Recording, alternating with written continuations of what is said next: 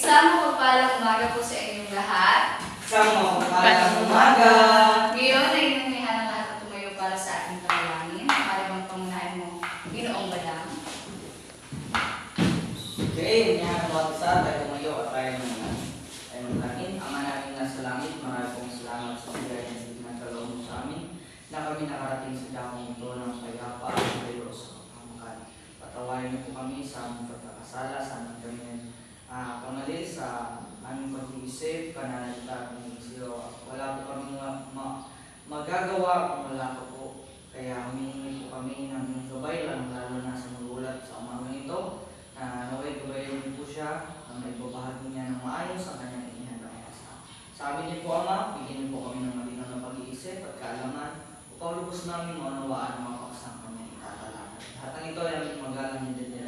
Dinadalangin sa pangalan ni Jesus ang aming dakilang tagapagligtas. Amen. Ngayon ay masiupo na ang lahat. At ngayon ay magpapatuloy po ang pagtatalakay ng nakaraang po. Ito ay patungkol sa pagsusuri sa bahagi at sa pamamagiting kwento.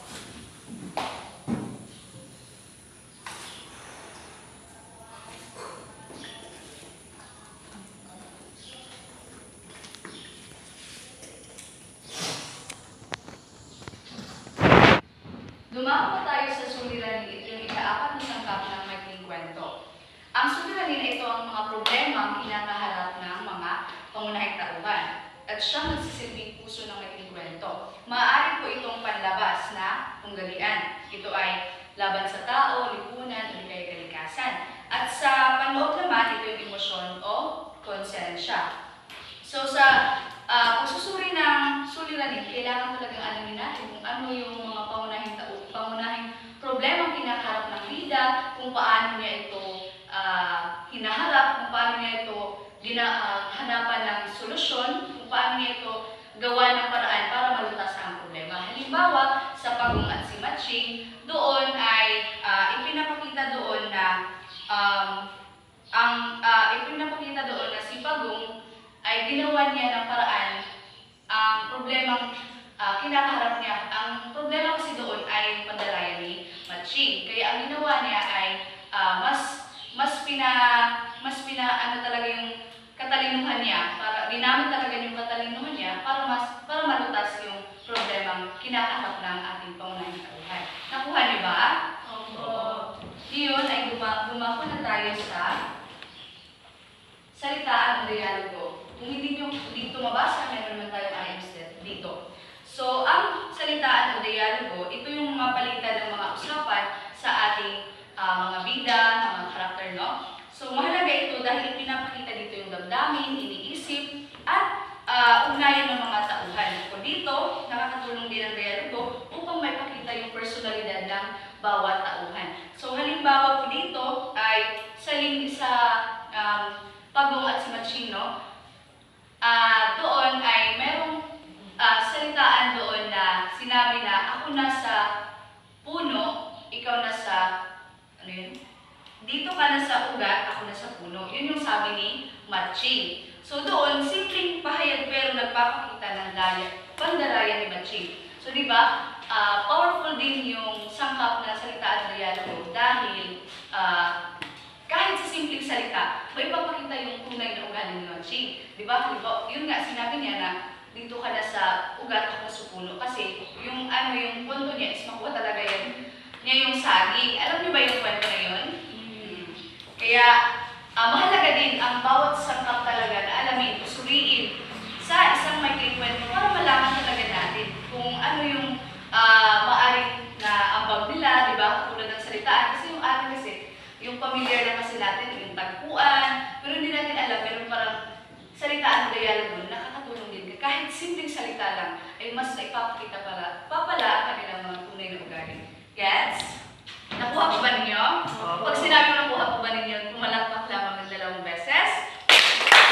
Okay. Ngayon ay dumako tayo sa paksa o tema. Mari po basahin Ginoong Badang. Ang sentral na ideya kung saan umiikot ang mga pangyayari sa maikling kwento. So, ang paksa o tema, ito po yung nagsisilbing kaluluwa ng maikling kwento, di ba? Ito po yung sentral na ideya, kaisipan, o di kaya mensaheng naisip si parating ng may akda. So dito maaari itong moral, panlipunan o personal na kaisipan. So dito sa paksa o tema, sa pagsusuri ng tema, kailangan alamin natin kung ano yung pangunahing aral. No? Pangunahing aral na hatid ng may akda o yung gumawa ng kwento. So dito, halimbawa, sa pag-ungat si Maching pa rin, no? Malinaw doon ang tema ay mas nanaig yung katalinuhan kaysa mas nanaig yung katalinuhan kaysa sa kasakiman. So diyan, ipinapakita yung aral na makukuha natin sa isang kwento. At yun yung paraan ng pagsusuri sa isang kwento, sa isang paksa o tema sa maikling kwento. Yung aral na hatid at kung ano yung makukuha ng mga mababasa na aral na nasa gustong ipabatid ng may akda. Nakuha niyo po ba? Nakuha niyo po ba?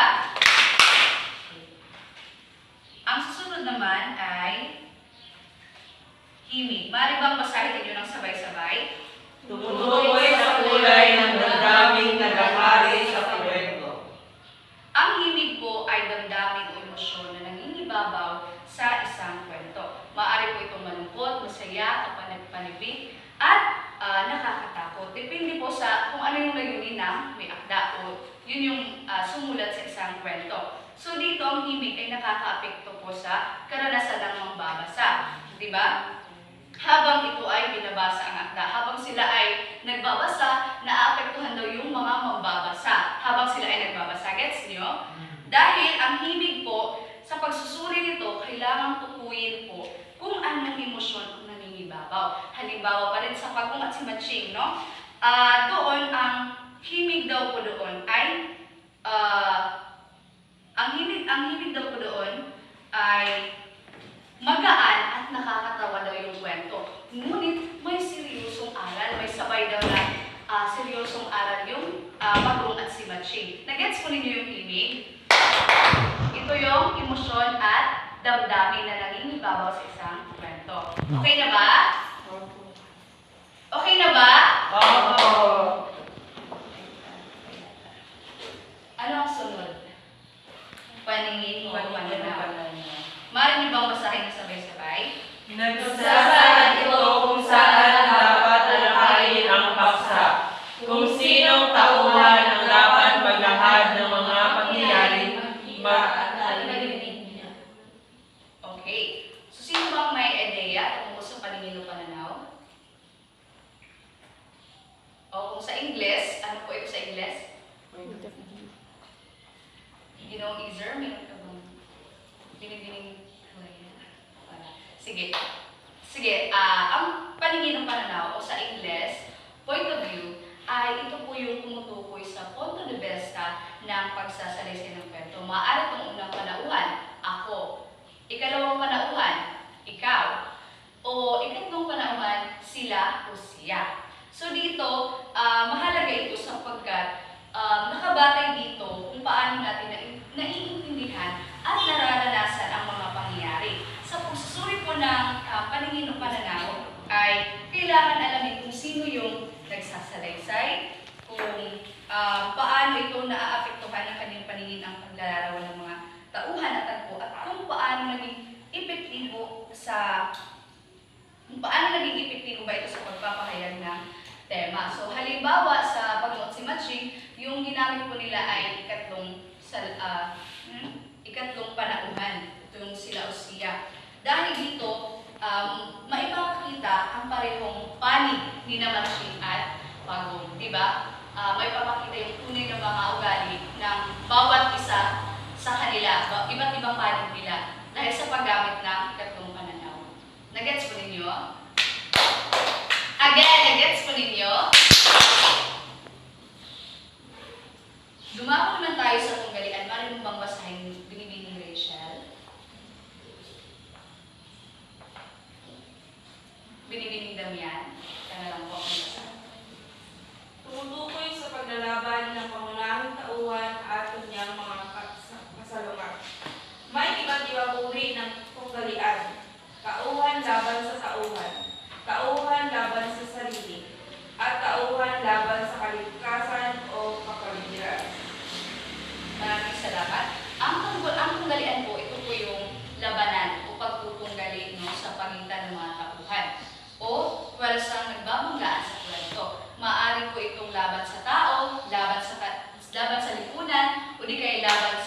kalikasan at laban sa kanyang sarili. So ang tunggalian po ay nagbibigay ng tensyon at kapanamikan, no, sa akda. Sa pagsusuri nito, mahalagang alamin natin kung anong uri ang tunggalian ang nangingibabaw, paano ito nakakaapekto sa kilos at pangunahing tauhan.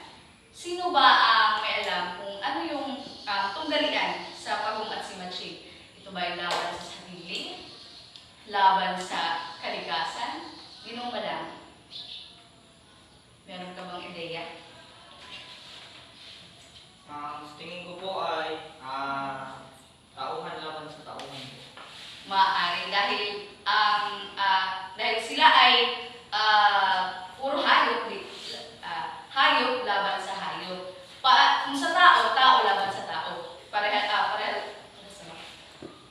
Kaso hayop lamang iyon, di ba? So doon nakikita natin, sinusuri talaga natin kung ano yung mga kung ano yung tunggalian na laban sa tao ba ito, laban sa hayop, laban sa kalikasan, laban sa ay ginawa niya ng paraan ang problemang kinakaharap niya. Ang problema kasi doon ay pandarayan ni Matching. Kaya ang ginawa niya ay mas pina ano talaga yung katalinuhan niya, para ginamit talaga yung katalinuhan niya para malutas yung problemang kinakaharap ng ating pangunahing tauhan. Nakuha niyo ba?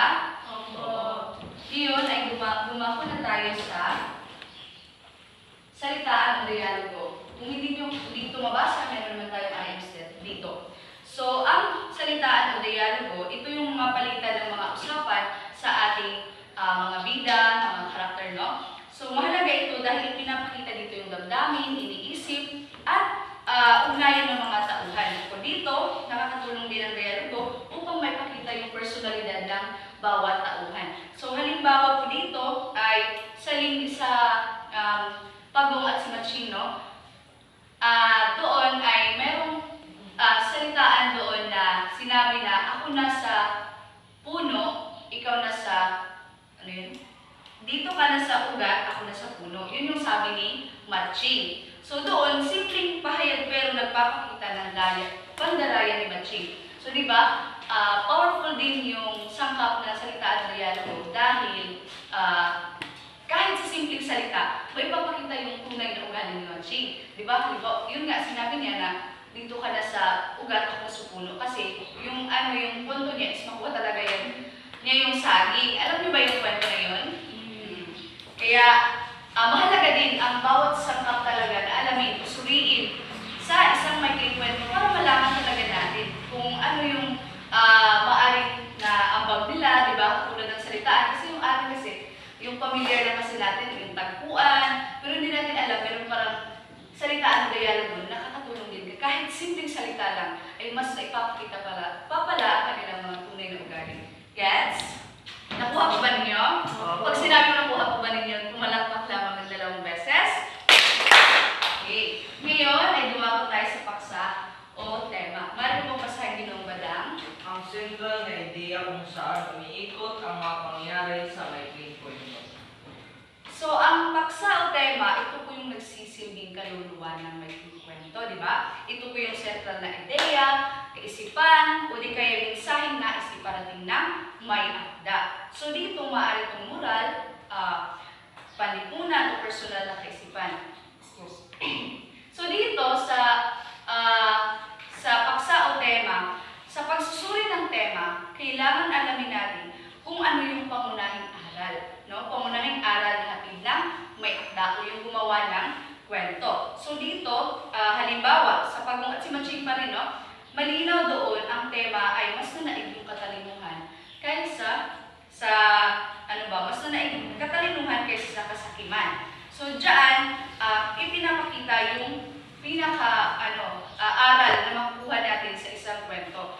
At yun yung paraan ng pagsusuri sa isang kwento, sa isang paksa o tema sa maikling kwento. Yung aral na hatid at kung ano yung makukuha ng mga mababasa na aral na nasa gustong ipabatid ng may akda. Nakuha niyo po ba? Oh. Nakuha niyo po ba?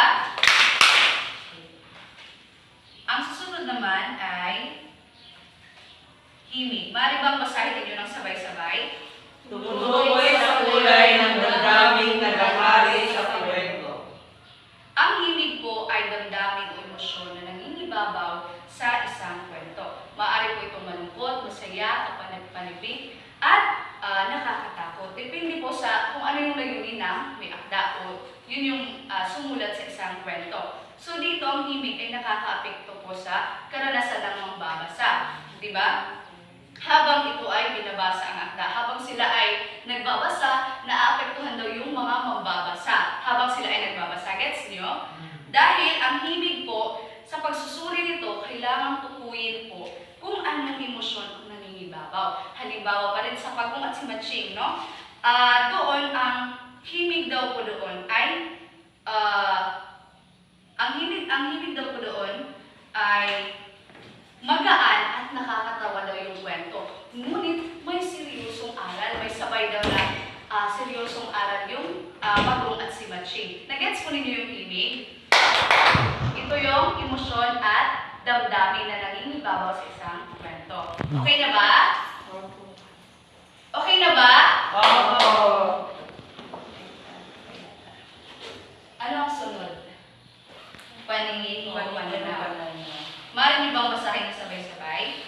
Nagsasaad ito kung saan dapat talakayin ang paksa, kung sinong tauhan ang dapat maglahad ng mga pangyayaring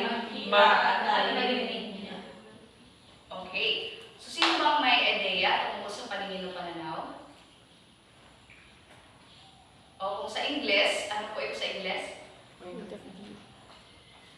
Ginong Izer, meron ka bang binibining Sige. Sige, ang paningin ng pananaw o sa Ingles, point of view, ay ito po yung tumutukoy sa punto de vista ng pagsasalaysay ng kwento. Maaari itong unang panauhan, ako. Ikalawang panauhan, ikaw. O ikatlong panauhan, sila o siya. So dito, mahalaga ito sapagkat nakabatay dito kung paano natin naiintindihan at nararanasan ang mga pangyayari. Sa pagsusuri po ng paningin o pananaw, ay kailangan alamin kung sino yung nagsasalaysay, kung paano ito naaapektuhan ng kanyang paningin ang paglalarawan ng mga tauhan at tagpo, at kung paano naging epektibo ba ito sa pagpapahayag ng tema. So halimbawa sa pagmuot si Matching, yung ginamit po nila ay ikatlong panauhan, ito yung sila o siya. Dahil dito, maipapakita ang parehong panig ni Matching at Pagong, di ba? Maipapakita yung tunay ng mga ugali ng bawat isa sa kanila, iba't ibang panig nila dahil sa paggamit ng ikatlong pananaw. Nagets po ninyo? Again, nagets po ninyo? Dumako naman tayo sa tunggalian. Mari mo bang basahin binibining Rachel? Binibining Damian? Kaya lang po akong basahin. Tumutukoy sa paglalaban ng pangunahing tauhan at kanyang mga kasalungat. May iba't ibang uri ng tunggalian. Tauhan laban sa tauhan, tauhan laban sa sarili, at tauhan laban sa kalikasan o kapaligiran. Maraming salamat. Ang tunggalian po, ito po yung labanan o pagtutunggali sa pagitan ng mga tauhan o pwersang nagbabanggaan sa kwento. Maaari po itong laban sa tao, laban sa lipunan, o di kaya laban sa kalikasan, at laban sa kanyang sarili. So ang tunggalian po ay nagbibigay ng tensyon at kapanamikan sa akda. Sa pagsusuri nito, mahalagang alamin natin kung anong uri ang tunggalian ang nangingibabaw, paano ito nakakaapekto sa kilos at pangunahing tauhan. Sino ba ang may alam kung ano yung tunggalian sa Pagong at si Matching? Ito ba ay laban sa sarili? Laban sa kalikasan? Ginong madam? Meron ka bang ideya? Tingin ko po ay tauhan laban sa tauhan. Maaari dahil dahil sila ay puro hayop laban sa hayop. Kung sa tao, tao laban sa tao.